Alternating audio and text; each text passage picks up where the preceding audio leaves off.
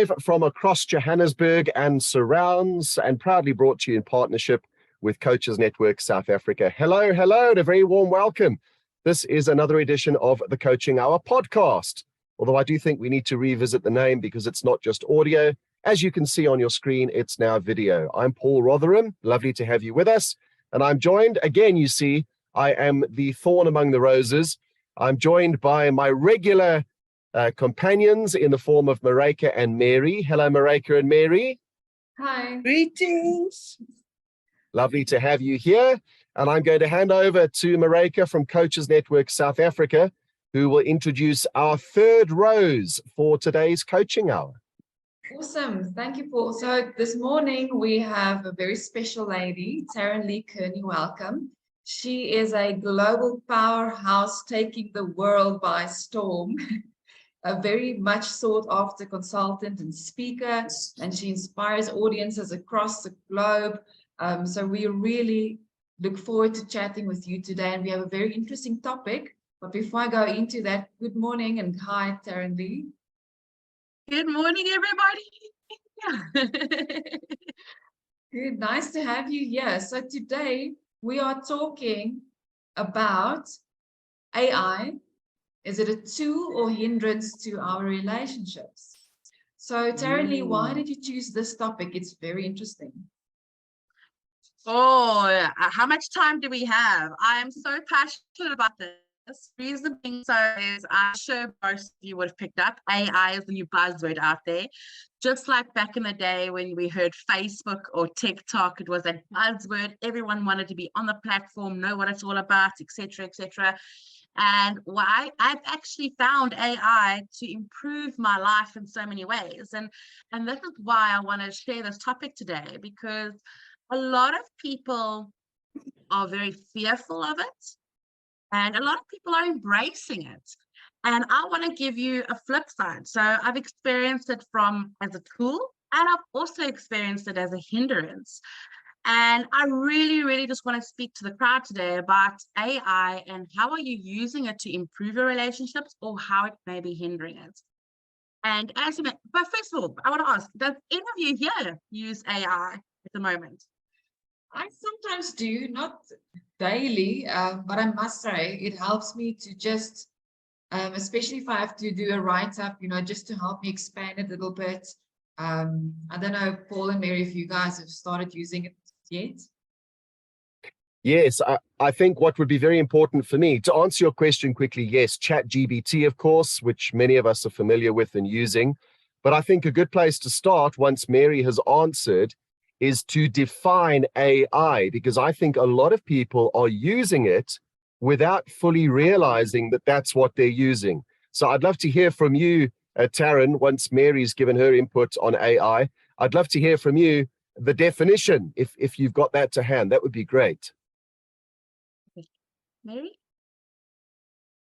Mary, on mute. I love this. Bingo. You can play virtual bingo. Oh, sorry, I don't know how that happened. So I'm exactly what you said, Paul. Some people are using AI and don't even know it. I think I'm one of them. So I don't have an AI definition off the bat, but I can possibly right now go onto my phone and ask ChatGPT or any other form of AI or AI application, what are you? And I actually did do that at one point. But to answer in a nutshell, AI is an automated machine. So it's like talking to computer, and this computer has got like lots of legs, and it goes across everything that's been online ever, and it basically generates all that information really quickly, and it summarizes and it gives you the important information. Now, this is something to really think about, though, is that ChatGPT doesn't really cite where these resources are coming from. So a lot of people are concerned, are they stealing content from someone? Where's it coming from? What happened now is that there's a big AI war going on at the moment between Bing, Microsoft, Google. It's massive, and they're all trying to improve their systems at the moment to make sure that it's not plagiarized or things like that. But that's the beauty of AI. Yes, it's taking little crux from other people or from data all over online, which we have willingly put on or which has been inputted. But in actual fact, an article came out last week stating that it's only taking keywords of what is being searched, but it's coming up with its own answers. That scares me. Like, I mean, and that's why people are afraid, because they're like, it's going to replace humans. And I'm like, but think about it. We are moving into a fast, rapid changing world. I mean, back in the day, we had Mixit, we had BBM. I don't know about you guys, if you remember your old Nokia phones, and we used to have, you know, BBM or the Blackberries, and we would have to send a pin. And what are we doing now? We are online. I'm in Cape Town right now. I think most of you are in Joburg. I can connect with you right now. All these things. So what's really cool is that with AI, I can actually input a program right now onto this video call with a little script on the side saying, you know what, quickly tell me what are the 3 points I can speak about on AI while I'm talking to you guys. And it can give me 3 points, but here's the trick. I can either cite it word for word, or I can use my integrity and use it as an idea to bounce off with. Now, why I want to say is AI a tool or a hindrance is because I've used AI in a sense of a tool, for example, ChatGPT, Pictory. Do you guys use Asana? Is anyone using Asana here? No. Okay, because that's also an AI form. Facebook now is also starting to input AI, which is really, really super cool. TikTok has now just recently put in a beta mode for AI. So AI is basically, you know, when you are Canva, I'm sure most of you have used Canva here, canva.com. Yeah. So, and I know most of our audience is using Canva, canva.com. So Canva has now inputted AI, where it is in a beta mode where you can input your content, and by a click of a button, it can generate a design for you in PowerPoint or wherever it may be. So I'm even using AI to a point where I'm asking AI, I've only got these 6 things in my fridge. What can I make for dinner? Considering I have a 2-year-old, an 8-year-old, and a 10-month baby. I kid you not, guys. It comes up with recipe options for the ingredients I have in my house. So that already is giving me a mental sound mind as a mother, because I'm always having to think what to cook for the kids, right? And AI is actually transforming people's lives if they choose it in the right direction. It's given me more time to spend with my loved ones than before. However, I wouldn't say AI is a hindrance when it comes to relationships. Why I say so, it's how we choose to use AI in our lives. And I don't know about you guys, but I've been watching people in restaurants lately. And AI is not our digital platforms. So there's 7 types of technologies that we get into the world, from blockchain to AI to 3D printing. It's like there's 7 types. And Facebook or digital or gaming, that's only one aspect, but it's not AI unless you're playing against a robot. And it's inputting information and you giving information back to receive information. My point is that yes, it's a hindrance in a sense of us not being knowledgeable about the power it can have, and we can either choose to use it and embrace our lives and really empower ourselves to push ourselves in our career and our personal life, or we can be totally up against it and let it take over our life and become obsolete. I mean, did you know that there has been a new profession that has been derived from ChatGPT? Has anyone heard what this new profession is? No, please enlighten us. The ChatGPT prompter. People are paying top dollars on how to be taught to speak to a machine. Blows my mind. Why? Because people saw an opportunity. They chose to have the mindset to not be scared of it, to embrace it and create an opportunity out of it. So that's what I'm saying. Like it can either be a tool or a hindrance, but the choice is yours in the end, right? Yeah. So for example, a podcast. You can edit this podcast in 2 minutes with a free AI app. And how much time is that going to save for you, Marika, Paul, Mary? At what point, though, I have to ask this, at what point, Taryn-lee, do you think that it dehumanizes things to the point where it no longer has, I don't want to call it a soul, but I guess that's what it is in many ways, that it loses some of the magic? Because I've seen many debates online around artists and music. I'm not sure if you saw some of the experiments where they took well-known musicians and they got AI to actually write songs for them. And for the masses, a lot of people weren't even aware that this was AI and not the original artist.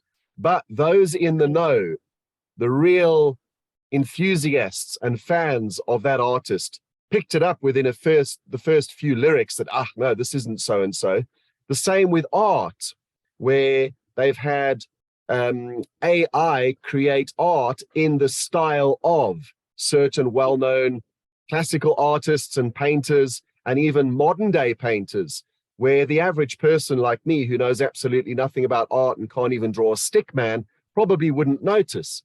But for those who are connoisseurs of art, they go, whoa, hang on. So I think we have to be very careful, because there's that saying, you can fool some of the people some of the time, but you can't fool everyone all the time. What are your thoughts on that? It comes back down to our values. We have to know what our values are. For example, one of my strongest one is integrity. I know that, and creativity is one of my top 10 as well. So using my values, I can already get ideas for blog ideas or for YouTube videos and content, etc. But I input my own wording, I change things, I rephrase it so that I feel that I'm authentically giving you something. That's one point. Second point, people to this day are always still purchasing originals or classics. There is a lot of money for it out there. And like you mentioned, people can already establish, because they're such a fan and a support of this person and this individual or this artist, that it's not theirs. It's going back to your choice of authenticity. What do you want to put out there? And if you're going to use this tool to actually help your life, don't let it take over your life. You have to have a balance. Just like we have to have a balance with social media. We all know sitting behind a computer 8 to 5 is extremely bad for us. Yet we still do it. And it's by choice. It is by choice. I work for tons of companies around the world, and I've seen how they have well-being Wednesdays. They have all these amazing online platforms and things like that. And in the end, you cannot force someone to make the choice to better their lives or to make better decisions for themselves. You can give them all the resources, but it's entirely up to them what they choose to do with it. So to answer your question, in all honesty, it comes back to the values of the individual and their beliefs. And I am a big believer in mental health. And I speak about mental and emotional health, our holistic well-being. I was telling Marika recently that I have saved myself 4 to 6 hours of work a day that used to exhaust me, because as content creators, which we all are, whether you're a coach or a consultant or a speaker, you're always having to create content. You sometimes run out of ideas because you're trying to run a business. You've got to come up with these ideas. You still got to do the admin. You still got to engage with people. So in the business world is changing things. And what's really interesting is I was asking my clients yesterday here in Stellies, I said to him, are you guys using ChatGPT? Because I was so curious about it. Like, are you? And I kid you not, they are. And one of them said, but we use it with caution, and we use it as an idea generator, or to bounce off ideas, or to generate a thought process. So it's like we're piggybacking. And if you think about it, innovation is piggybacking off ideas and creating originality. But is it really original? We can talk about innovation, creativity for another day. But point is, we piggyback off on each other's ideas. We hitchhike it in order to create something new. And that's exactly what we're doing with AI. Instead of doing it with other individuals, we're using computers to assist us with it. And sometimes, and I know that this company in particular is using in the group setting. So they put it up on the projector, they prompt it, and they get ideas. And the next thing, we're in a brainstorming session. And I think that is quite exciting. So again, it comes back to the values. It comes back to authenticity. What do you want to give out to that world? And what do you want to receive? I mean, there's so many websites out there, Mary, Marika, Paul, that are dangerous for us. And we know them. But do we choose to go into them? No. It all comes back down to choice. What do you choose in this world? And what do you want to give out to this world? You've made a valid point. I can see Marika's keen to jump in, but very quickly, a short story. My daughter, I introduced her to ChatGPT, and she was using it for some maths. She was busy with a maths project that involved quite a lot of equations and some design of a plan, a 3D plan. And she plugged some formulas in and she asked some questions. And believe it or not, ChatGPT got it wrong. And I said to her, no. I said, I find that hard to believe. She said, no, Dad. She said, we had the lesson at school today. I plugged these equations in. I asked ChatGPT to work something out, and it got it wrong. She then, as you do in the ChatGPT chat, if you've never used it, it's a little bit like having a message platform with an invisible human, where you literally type a message and it replies to you. So she replied to ChatGPT and she said, based on what I've learned, the following formulas apply. Your previous answer is wrong. And I saw something that I've never seen. ChatGPT came back and apologized. And it said, wow, you're right. I didn't realize, I'm humanizing it a little bit more than it was, but it basically apologized and it said, I've learned something here. You're quite right. I hadn't thought of XYZ formula. And she came running through to the kitchen with her laptop saying, hey, Z, Paul, well, Dad. She said, look at this. And I thought that was so interesting because just like all the other platforms we use, like when people jump onto Google and they believe each and everything that comes up in answer to their question, I think we do have to be picky and choosy about what we believe. And as an ideas starter and as a seed, I think it has a place. But many experts will tell you, as I mentioned earlier, a lot of the content that is being spewed out, particularly if you don't have the paid for version, if you've got the entry-level version, which is probably what most of us are using, the content and the answers that you're getting back can be very limited and leave a lot to be desired. So you've got to use it with caution. Definitely. Well, it is in beta mode, and they do specify that because it's only, they've been building this for 4 to 6 years apparently, but only now is everyone getting the opportunity to try and use it. So it's very interesting. So they are quite upfront about it in the beginning. They say, look, this is beta mode. There's labels of beta mode, things like that. The paid version, you get access to this. But I agree with you. It's again a choice of what we choose to believe. And it comes back down to our values. And as coaches, consultants, and speakers, we always speak to this. Are you alive? Do you know your purpose? Do you know your values?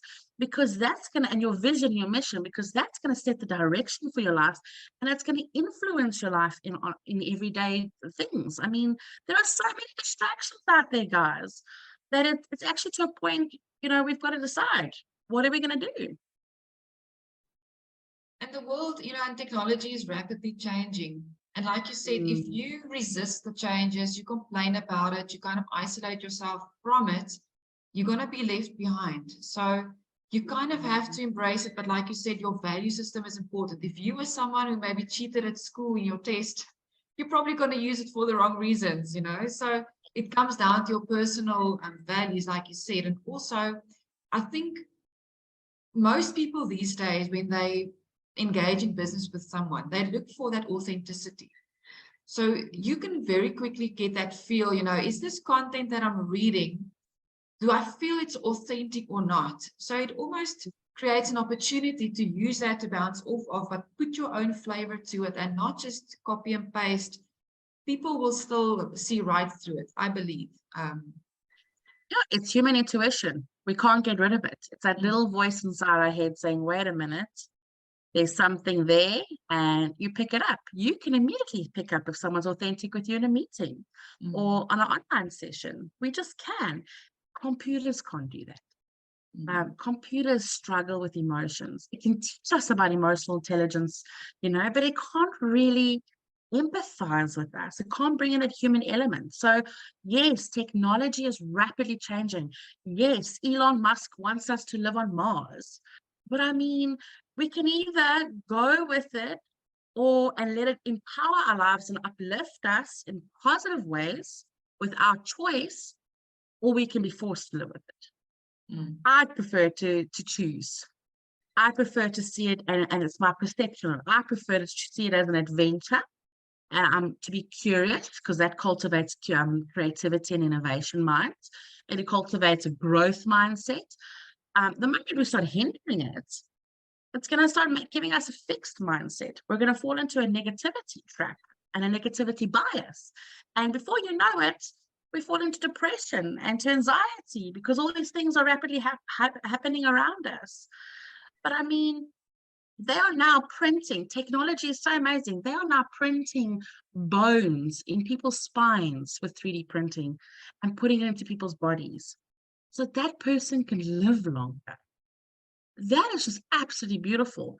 AI, I have seen, yes, transforms people's business where they were struggling with 100 Rand or $100 in their pockets to now 10,000 Rand because a machine, yes, gave them ideas.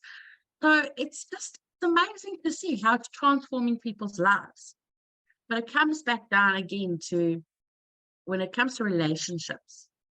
Again, what Paul mentioned, we're getting confused with what is AI and what is digital, and that's software. For example, our kids being on TikTok and us being on TikTok, and I don't know about you, but I'm an avid TikTok fan now, and I can't get off it. It's addictive. I'm struggling with it. It's addictive. I will sit until 2 o'clock in the morning watching short TikToks over nonsense or whatever spewts out at me. So again, that was my choice to stay up at 2 o'clock and not put my phone down. You know, it was my choice, no one else's. So again, it comes back to our internal compass, our beliefs, our values, our choices. Our choices. That's what it comes back down to. AI still gives us the opportunity to choose. Yeah. No, very true. And one of the other podcasts we did, we spoke actually, or Paul mentioned about the negativity around, for example, load shedding. It's the same principle. You can either keep complaining about it and moaning about it and become negative and, you know, a very miserable person, or you can look for opportunities. And many people have embraced, you know, this challenge that we're having in this country and creating new businesses and growing their businesses through seeing opportunities. So it's all about how do I choose to perceive this challenge and how can I, you know, turn it into something positive in my life? How can I use it to enhance my business, to just embrace it? But I must say, even for myself, when I use it, I still feel a bit guilty. Like it feels like cheating in school, you know, you're asking your questions and you're thinking, is someone going to know, you know, that I've asked ChatGPT, you know, to help me? Or so I still feel a bit weird about it, but we should still embrace it positively. Yeah. And again, it comes back down to previous experiences you've had in the past when it comes to that. It does kind of feel like cheating in the beginning. I must be honest. I also felt that way. And I was like, is it really possible? But again, I questioned it. As you mentioned, your daughter, Paul, with the maths problem. I know it's in beta mode. So it's what I choose. Again, comes back down to choice, what I choose and how I choose to use it. But I'll actually just talk about quickly, I know we're going to start wrapping it up and all of that, but I'll certainly speak to it's Chat GPT or AI has actually encouraged people out there to also work on the top 5 necessary skills right now that we need in this ever rapidly changing world. And that is adaptability and flexibility, creativity and innovation, emotional intelligence, because you need to know, right? Empathy and things like that. Change, we need to be able to change, and resilience is one of the big skills, flexibility. And then lastly, communication skills. We need to be able to talk about this and be authentic in what we are bringing forward to people. And it's covering the top. It's actually just shedding light on those top 5 skills that is necessary in this ever rapid changing world of ours. Very true. Thank you so much. Yes, Mary. Okay, so I'm listening to this and it's quite intriguing. However, I never realized that there was such a thing as what you're talking about, where you can go and get content and blogging information, blah, blah, blah. So what I've been doing, and this is going totally the opposite. So I hope it's not going to put a spoke in the wheel, but this is a real thing that I do. So, when you said that the computer looks all over for the information, that's exactly what superconscious does. So if you ask yourself questions, empowering questions of what can I call this company? What is the most appropriate name for this company to thrive and to reach the world? Don't you think you're going to get the answer from consciousness? Because that's exactly what we tap into, is the field. Valid point. Yeah, valid point. Absolutely. A good thought to wrap up on. In essence, if you think about it, when we search for data, we also go to different websites and take what we need and what we acquire, don't we? ChatGPT is just making it easier for us. Again, comes back down to choice and your belief system. Through and through. Again, what do you want to give this world based on authenticity? And what do you want to take from it? Integrity. And the nice thing, Taryn, in your world is ChatGPT has definitely given you more time for TikTok. Yes, it has. And obviously, my loved ones, my number 1 priority in my life. Yes. I love it, Paul. Do you actually create content on TikTok as well, or is it just one way? Do you just consume? I'd love to see you on TikTok. Yeah, so I actually do TikTok videos. You can find me at Taryn-lee Kearney, Boomchakalaka. And I also, I actually do TikTok, YouTube, Facebook, Instagram, all social media platforms. But I must be honest, I'm a little biased on TikTok right now. So you can go check some short clips there as well. And Taryn-lee Kearney, for the sake of those who might not have your name on their screen right now, can you just spell that for us? Yes, it is TARYN-LEE, and then my surname Kearney, KEARNEY. Wonderful. Without the Boomchakalaka. Boom, boom, yes. You guys have been absolutely awesome. And I also just want to take this moment to just say thank you to you and for what difference you're bringing into this world by bringing in different experts and just, having a global reach in the essence of making a bigger impact and unlocking people's potential and just taking the time to just, empower people. I just want to say I see you and thank you for what you guys are doing in this world.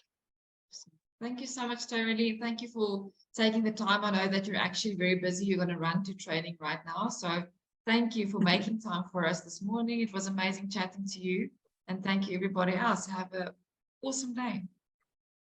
Awesome. Ciao, guys. Thank you very much. Thank you, Taryn. everyone. Thanks, Mary. Thank you, Marika. And thank Bye. you for watching. Thank you for joining us. And if you are enjoying this on Facebook, please remember to use the comment section below. Share your views and your comments with us. If there are coaches who you'd like to see featured on this slot, please let us know as well. From me, Paul Rotherham, that was another edition of the Coaching Hour. Thank you very much and bye for now.